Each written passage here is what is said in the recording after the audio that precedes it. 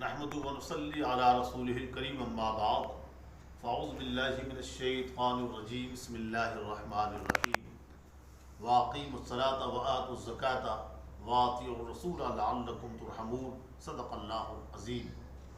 درد و آلام کے مارے ہوئے کیا دیتے ہیں، درد و آلام کے مارے ہوئے کیا دیتے ہیں، ہم تو بس ان کی نگاہوں کو دعا دیتے ہیں۔ عقل والوں کے نصیبوں میں کہاں ذوق جنو، عقل والوں کے نصیبوں میں کہاں ذوق جنو، عشق والے ہیں جو ہر چیز لٹا دیتے ہیں۔ سامعین مذب ناظرین محترم، اللہ سبحانہ تعالی قرآن کریم فرقان حمید میں ارشاد فرما رہا ہے، قائم کرو نماز اور زکوٰۃ ادا کرو اور ہمارے رسول کی فرما برداری کرو، اس امید پر کہ تم پر رحم ہو۔ ناظرین محترم، خالق کائنات نے قرآن مقدس کی اس آیت مبارکہ میں تمام ایمان والوں کو نماز ادا کرنے اور زکوٰۃ ادا کرنے کا حکم فرمایا ہے۔ گویا کہ نمازی مسلمان کو آگاہ کیا جا رہا ہے کہ اے نماز پڑھنے والے، اگر تو چاہتا ہے کہ تیری نماز اللہ تعالیٰ کی بارگاہ میں قبول ہو جائے اور جو تجھے مال و زر عطا کیا گیا ہے اس کی زکوٰۃ بھی دے، اور ہمارے رسول اکرم صلی اللہ علیہ وسلم کی اطاعت و فرما برداری سے تمہیں یہ انعام ملے گا کہ اللہ تعالیٰ تم پر رحم فرمائے گا اور تم اللہ تعالیٰ کے فضل و کرم سے دنیا اور آخرت میں کامیاب ہو جاؤ گے۔ ناظرین محترم، زکوٰۃ ادا کرنے سے خوف اور غم سے نجات ملتی ہے۔ بندہ غم سے بھی محفوظ ہو جاتا ہے اور اسے خوف سے بھی نجات ملتی ہے۔ مال و دولت جمع کر کے انسان بے پناہ بلا اور مصیبت کے اندر مبتلا ہو جاتا ہے، مال کے بچانے کی فکر کی حفاظت میں لگا رہتا ہے اور مال کے بچانے کا غم اور اسے خوف ستاتا رہتا ہے۔ کہیں انکم ٹیکس کا خطرہ منڈلا رہا ہوتا ہے، کہیں کسی کو دے کر نہ ملنے کا خوف لگا رہتا ہے، کہیں نفع نقصان کی فکر اسے رہتی ہے۔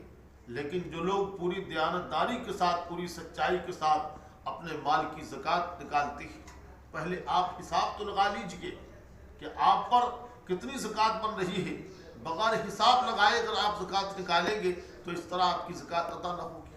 تو جو لوگ پوری دیانتداری کے ساتھ اپنے مال کی زکوٰۃ نکالتے ہیں، اللہ تعالیٰ اس شخص کو غم اور خوف سے نجات عطا فرما دیتا ہے۔ زکوٰۃ ادا کرنا یہ بہت بڑا ثواب ہے۔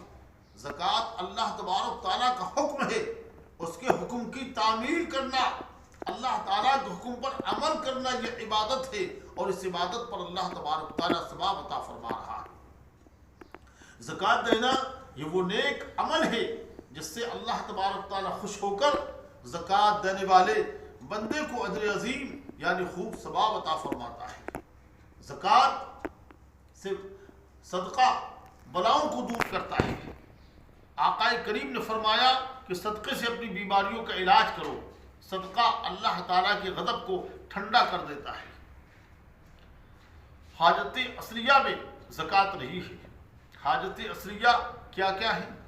جو مال حاجت اصلیہ کے علاوہ ہو اس پر زکوٰۃ واجب ہے جبکہ وہ نصاب کے برابر ہو۔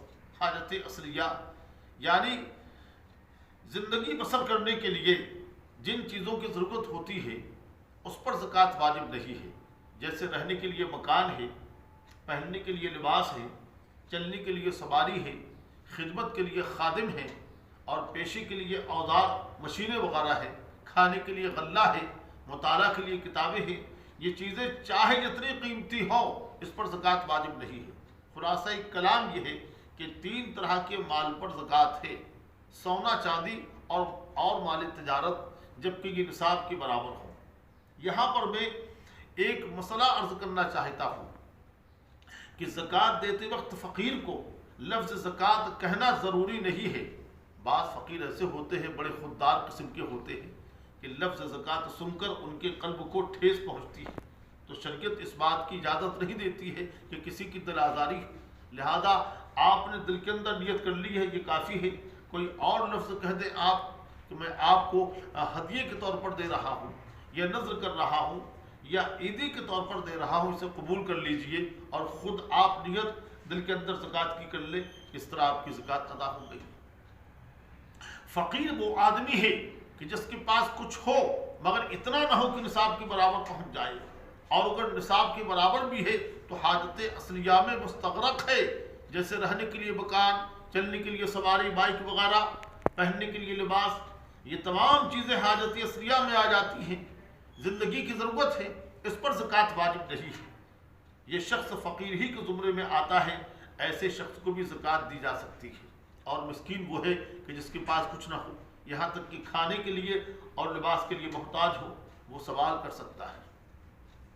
ہمارے معاشرے میں ایک وہ طبقہ ہے جو بظاہر تو جس کا مکان ہے، چلنے کے لیے سواری ہے، پہننے کے لیے لباس ہے، لیکن گھر کے اندرونی معاملات، گھر کے اندرونی حالات اس کے بہت غربت والے ہیں، بہت غریبی کی طرف ہے، وہ پریشان حال ہے، وہ اپنی ضرورت کسی سے بیان نہیں کر سکتا ہے، کسی کے آگے ہاتھ نہیں پھیلا سکتا ہے۔ ایک وہ طبقہ ہے جو مانگ کر اپنی ضرورت کو پوری کر لیتا ہے، دوسرا وہ طبقہ ہے جو کسی کے سامنے ہاتھ پہ نہیں پھیلا سکتا ہے۔ ایسے لوگوں کی غریبی ان کو بے حد پریشان رکھتی ہے، لہذا ایسے لوگوں کے حالات و معاملات کو جان کر آپ پاکٹ تیار کر کے اور پاکٹ بنا کر مہذب طریقے سے ان کے یہاں بھجوا دیں، یہ آپ کی بہت بڑی خدمت ہوگی۔ آپ کے صدقات و خیرات کے سب سے زیادہ مستحق پہلے آپ کے اپنے رشتہ دار ہیں، آپ کے عزیز و احباب ہیں، آپ کے متعلقین ہیں۔ سرکار دو عالم صلی اللہ علیہ وسلم نے فرمایا کہ اللہ رب العزت ایسے شخص کے صدقے کو قبول نہیں فرماتا ہے کہ جس کے اس کے اپنے رشتہ دار اس کے حسن سلوک کے محتاج ہو اور وہ غیروں کو دیتا رہے۔ پہلے ان حضرات کی خدمت کیجئے، اپنے عزیز و احباب کو دیکھیے، اپنے متعلقین کو دیکھیے، پھر اللہ تبارک تعالیٰ نے آپ کو مزید عطا کیا ہے تو دوسرے لوگوں کی بھی آپ خدمت فرمائے۔ اللہ رب العزت ہمیں حقداروں تک پہنچنے کی توفیق عطا فرمائے۔ آمین بجاہ سید المرسلین صلی اللہ تعالیٰ علیہ وسلم۔ السلام علیکم ورحمۃ اللہ وبرکاتہ۔ کوئی کاٹ چھانٹ کی